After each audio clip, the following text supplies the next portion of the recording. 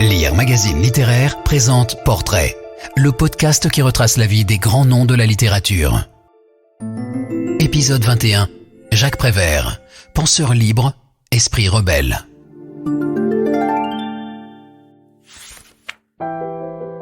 Paris est tout petit, c'est là sa vraie grandeur, aimait-il à rappeler. Toujours suivi par sa bande de copains, le joyeux Drie mènera une vie de bohème avant de devenir le poète préféré des écoliers. Cigarette au bec, regard impassible, visage doux en forme de lune, combien de Français doivent à Prévert leur goût des mots et du verbe joli. Avec La Fontaine, il est celui dont les écoliers se souviennent toute leur vie. Penseur libre, esprit rebelle, qui a l'amitié pour boussole, Prévert n'a pourtant rien d'un enfant sage. Il n'embrasse que tardivement le métier de poète en disant non avec la tête mais oui avec le cœur. C'est à Neuilly-sur-Seine, le 4 février 1900 que Jacques Prévert voit le jour. À l'époque, la tranquille ville de banlieue n'a pas encore la réputation qu'elle connaît aujourd'hui, et c'est pour sa grande fête populaire, la fête à Neuneu, que les Parisiens l'apprécient. Son père, André, un breton, farfelu et rêveur, a pour passion le théâtre, le sport, la politique et le picon. Employé dans un bureau où il s'ennuie à mourir, ce fervent bonapartiste, anticlérical par réaction à son propre père, fait un brin de critique dramatique et, dès qu'il le peut, emmène ses fils au spectacle. Suzanne, la mère de Jacques, une jolie auvergnate, ancienne vendeuse aux Halles, le promène au bois de Boulogne, leur chante des chansons et leur apprend la lecture. À 5 ans, Jacques sait lire couramment et affiche des goûts littéraires prononcés. Son père, traumatisé par ses années en pension, n'a pas encore jugé bon de le mettre à l'école.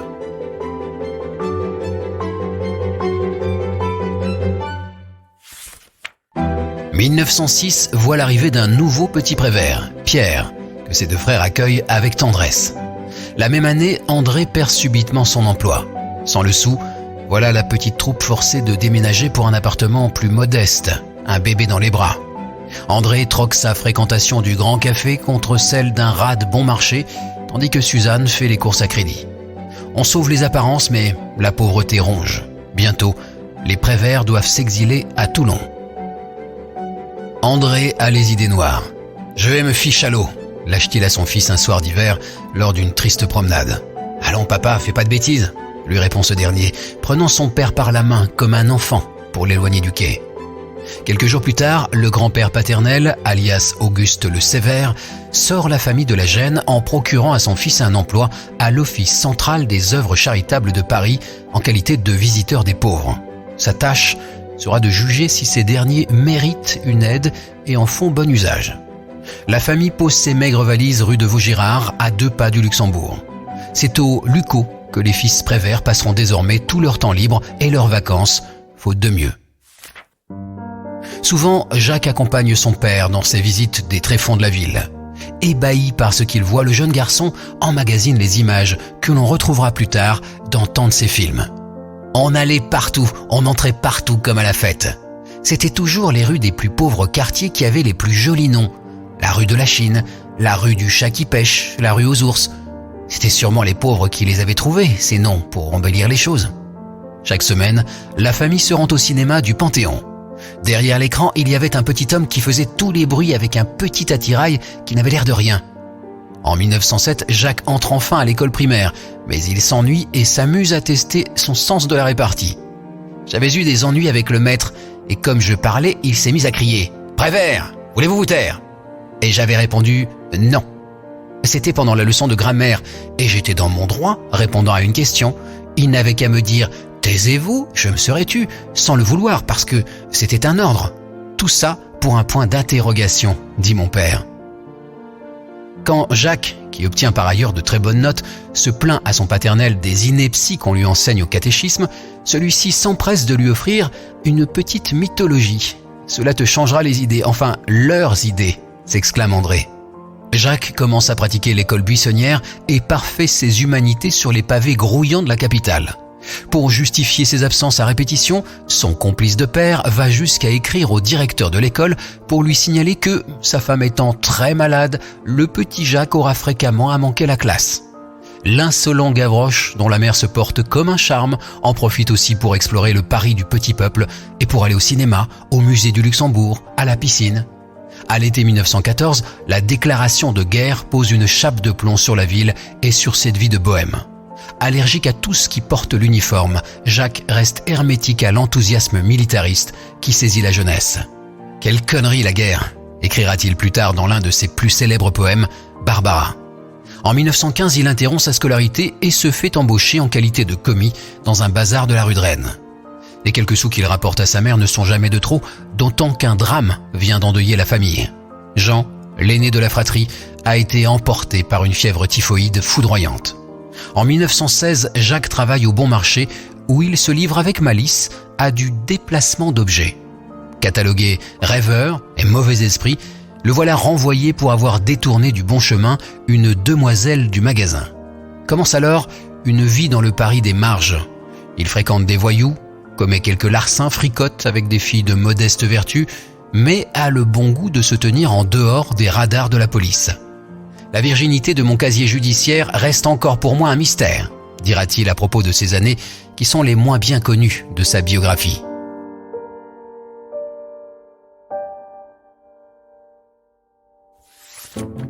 En mars 1920, Jacques se voit à son tour contraint de partir pour le service militaire. Direction Lunéville, en Lorraine, où il tombe sur un drôle d'énergumène du nom d'Yves Tanguy. À la caserne, on croit le bonhomme aliéné parce qu'il mange des araignées en guise de rillettes. Feint-il la folie pour se faire réformer et rentrer chez lui ? Prévert flaire le subterfuge et les deux camarades se lient d'amitié.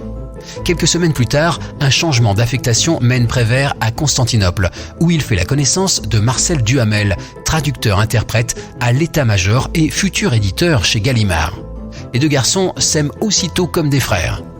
Après 2 années de service, Prévert regagne Paris où l'attendent sa bien-aimée Simone et sa bande de copains anciens et nouveaux. Forcé de remplir la marmite, mais sans autre ressource que sa dernière solde, il décroche avec Yves Tanguy, le mangeur d'araignées qui deviendra peintre, un emploi au Courrier de la Presse, boulevard Montmartre. Leur mission consiste à sélectionner les articles dans lesquels les clients sont nommés et à les leur expédier. Mais les deux lascars, qui ne pensent qu'à rigoler, envoient des collages et des coupures si fantaisistes qu'ils ne tardent pas à être congédiés. Tant pis. Chacun dispose d'un toit, et pour le couvert, on peut compter sur Marcel Duhamel, qui régale la compagnie à l'hôtel de Wagram, où il travaille comme chef réceptionniste. C'est à cette époque de joyeuse bohème que Prévert et Tanguy découvrent, rue de l'Odéon, la maison des Amis des Livres. Hôtesse des lieux, la femme de lettres Adrienne Monnier a fait de l'endroit l'un des noyaux de la vie littéraire de l'entre-deux-guerres. Cheveux courts et gilet de velours, la jeune trentenaire apprivoise les deux loustiques, leur fait lire la NRF, Lautréamont, Valérie, Léon-Paul Fargue, Valérie Larbaud. Grâce à elle, Prévert entre de plein pied dans le monde de la culture et croise les amis d'Adrienne que sont André Breton et Louis Aragon. Les deux étudiants en médecine dirigent alors la revue littéraire. Prévert, lui, n'a pas encore pris la plume. À l'été 1924, la bande à Prévert emménage au 54 de la rue du Château, dans le 14e arrondissement. Marcel Duhamel, désormais directeur d'un petit hôtel, paye le loyer pour la troupe qu'il considère comme sa famille. Il y a là Prévert, Tanguy, leurs compagnes respectives, le jeune comédien Maurice Touzé. Château fort de l'anticonformisme, la petite maison devient vite un lieu de refuge pour la bande, et parfois pour des clochards recueillis au hasard d'aventures nocturnes. La journée, Prévert lit, fait des collages, va au cinéma. « Je ne voulais travailler nulle part », racontera-t-il. On dit que la paresse c'est la mère de tous les vices, moi je trouvais que le père c'était le travail. Le soir, la troupe fait la tournée des cafés de Montparnasse. Slalomant parmi la foule de la Rotonde, du Dôme et du Select, Jacques Prévert est ici comme un poisson dans l'eau, toujours très élégant dans son costume 3 pièces. Il n'est personne qui donne un tour de profondeur si folle à une conversation plaisante, faite de saillies, de noire malice et d'un jeu verbal enragé, témoigne Georges Bataille, un ami de l'époque. Une connivence immédiate rapproche le groupe de Prévert et celui de Breton. On riait ensemble comme des gens qui s'aiment, se souvient le pape des surréalistes.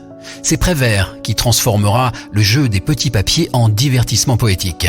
Le cadavre exquis, baignant dans cette atmosphère dada d'insouciance, d'invention permanente, de rire libérateur, Prévert et Tanguy jouent les provocateurs, multiplient les happenings, signent à tour de bras des manifestes et des pétitions. Début 1928, Prévert quitte discrètement la rue du Château et s'installe avec Simone, son épouse, depuis 3 ans, au pied de la butte Montmartre. Ce départ coïncide avec ses débuts dans l'écriture. Les copains le rejoignent dans le quartier. Certains emménagent dans son immeuble. En février, il compose son tout premier poème, « Les animaux ont des ennuis », que l'on retrouvera 18 ans plus tard dans Paroles. Les temps sont durs et le couple Prévert tire le diable par la queue.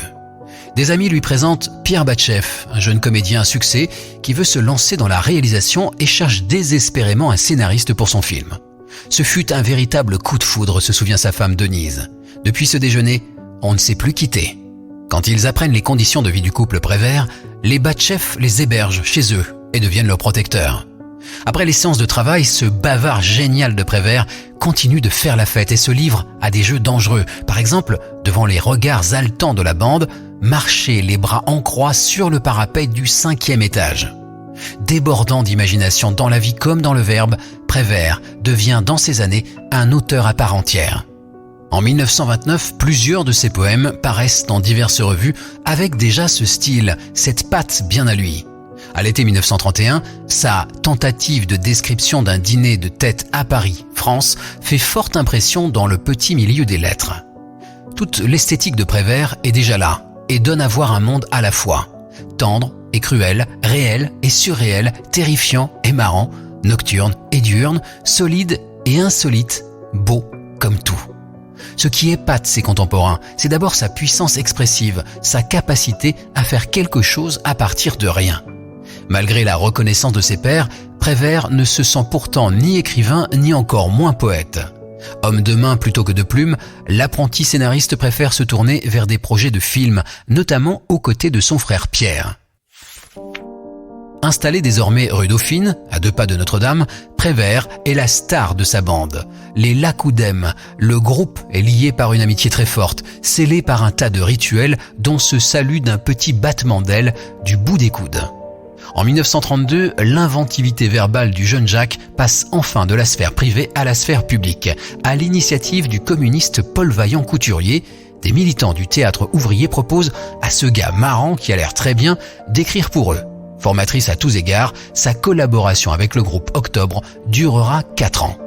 Sous son impulsion, le groupe devient une véritable compagnie de théâtre engagée qui se produit devant ouvriers et grévistes. Les spectacles d'une drôlerie grave sont composés dans le feu de l'actualité. Le jour où Hitler devient chancelier, Prévert tient le premier rôle, la mèche sur le front.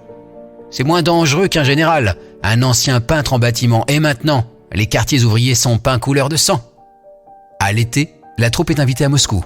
De ce voyage en terre soviétique, Prévert revient moins communiste que jamais. L'aventure du groupe Octobre se clôt en 1936 avec la victoire du Front populaire.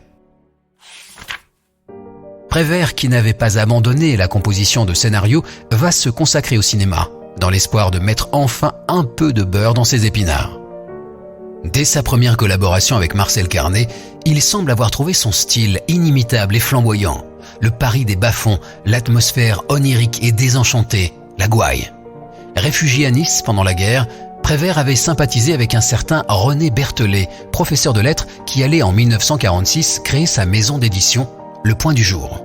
L'homme veut rassembler les poèmes épars de son ami Prévert.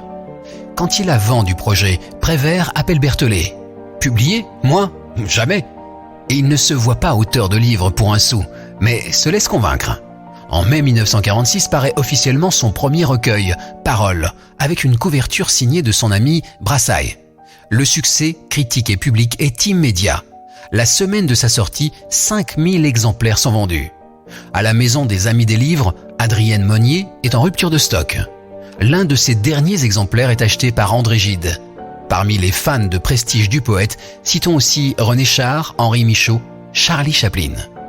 Au lendemain de la Libération, Paroles surgit comme un concentré de tout ce qui avait été réprimé 4 ans durant par les travails, famille, patrie. L'individu, la révolte, le rêve, l'amour, l'humour, du jour au lendemain, le dîner de tête ou la crosse en l'air deviennent des classiques qui accompagnent la jeune génération dans sa découverte du jazz et de la liberté. Pour la nouvelle coqueluche de Saint-Germain-des-Prés, le clou de cette année reste pourtant la naissance de sa fille, Michel. L'arrivée de Minette pousse le poète à s'essayer à un nouveau registre, Histoire en 1946 et Contes pour enfants Passage en 1947 marquent son entrée par la grande porte dans la culture collective enfantine. Dès lors, Prévert prend des distances avec le cinéma et se consacre à l'écriture poétique et à ses collages, composés à partir de coupures de presse et de dessins. En 1948, de passage dans un immeuble des Champs-Élysées pour une interview, il se penche par la fenêtre et fait une chute de 4 mètres. Dans le coma pendant plusieurs jours, il sort de l'hôpital avec des séquelles neurologiques irréversibles. C'est affaibli qu'il s'attaque avec Paul Grimaud à un ambitieux projet de dessin animé, La Bergère et le Ramoneur, qu'il désavoue à sa sortie en 1953. En 1955, celui qui changea 100 fois d'adresse s'installe définitivement à Pigalle, cité Véron, sur une terrasse au-dessus du Moulin Rouge, dans une petite maison construite par les décorateurs de cinéma. L'un de ses voisins n'est autre que Boris Vian. C'est là qu'il composera Fatra, un recueil où 57 de ses collages s'entremêlent à des extraits de journaux, des fragments d'interviews, des préfaces d'expositions. À chaque livre qu'il publie, année après année, le tendre rêveur continue d'impressionner et de charmer le public par sa verve comique, sa férocité poétique, son art de la simplicité tendrement subversive. Enfilant le calembour, la contrepétrie, le pataquès, il sait mieux que personne faire rire les exploités au détriment de ceux qui les oppriment. Ami de nombreux artistes, il signe des catalogues d'expositions, préface des livres de photographie, écrit sur ses tableaux préférés, dont ceux de Miro, Picasso, Ernst ou encore Braque, dont la simplicité descriptive est proche de l'esthétique du poète. Jusqu'à la fin de sa vie, Prévert reste un observateur attentif de son époque, s'engageant là où le mène son cœur, là pour l'environnement, ici pour les animaux, là encore pour défendre les enfants et les femmes contre le sentiment de supériorité des hommes, auquel d'ailleurs il préfère les humains. Toujours il pleut et qu'il neige, toujours il fait du soleil, toujours il, pourquoi pas elle, jamais elle. 1 an avant sa mort, il voit pour la première fois son nom associé à une école dans la Vienne. Il s'éteint en 1977 à Aumonville-la-Petite alors qu'il travaille sur une nouvelle version du Roi et l'Oiseau. Il laisse derrière lui 55 films, 30 livres, des centaines de collages et 543 chansons. Et dire qu'il se trouvait paresseux.